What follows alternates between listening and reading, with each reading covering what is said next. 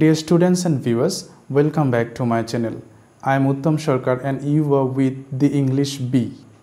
আজকের ক্লাসে আমরা শিখব কোয়েশ্চেন সেন্টেন্স তৈরি করা।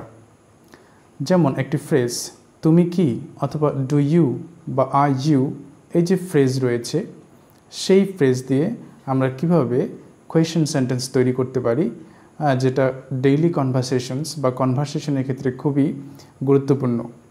তাহলে চলো আমরা আগে বাক্যগুলি দেখে নিই। তুমি কি চকলেট পছন্দ করো? তুমি কি প্রতিদিন স্কুলে যাও? তুমি কি মাছ খাও? তুমি কি বোকা? এই রকম বাক্যগুলিকে ইয়েস নো কোয়েশ্চেন বলা হয়। বাক্যে লক্ষ্য করলেই বুঝতে পারবে যে ওই প্রকার বাক্যগুলির উত্তর যাকে জিজ্ঞেস করবে সে শুধু ইয়েস অথবা নো, হ্যাঁ অথবা না এই কথাগুলি বলেই তার উত্তর দিতে পারবে। যেমন ধরো আমি যদি বলি তুমি কি চকলেট পছন্দ করো, তাহলে যাকে জিজ্ঞেস করলাম অর্থাৎ তুমি উত্তর দিবে ইয়েস অথবা নো, আমি পছন্দ করি বা করি না।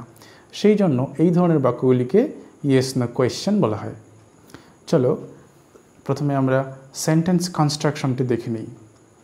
1 নম্বর sentence construction, do you plus verb plus remaining.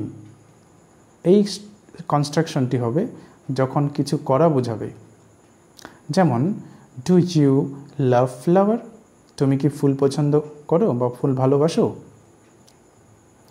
2 নম্বর sentence construction, are you plus remaining. এখানে রিমেইনিংয়ের জায়গায় অ্যাডজেক্টিভ অথবা নাউন হতে পারে।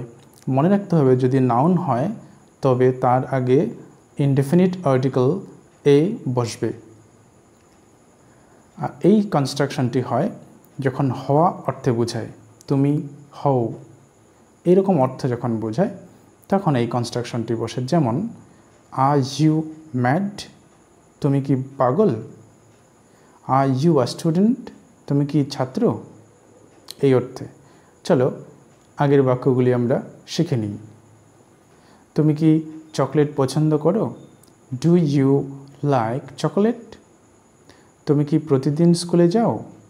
Do you go to school everyday. তুমি কি মাছ খাও? Do you eat fish. তুমি কি বোকা? Are you a fool. তাহলে এই সেন্টেন্স স্ট্রাকচারের মাধ্যমে আমরা ইয়েস নো কোয়েশ্চেন তৈরি করে আমাদের কনভারসেশনটাকে ইজি করতে পারবো। Thank you for watching the video.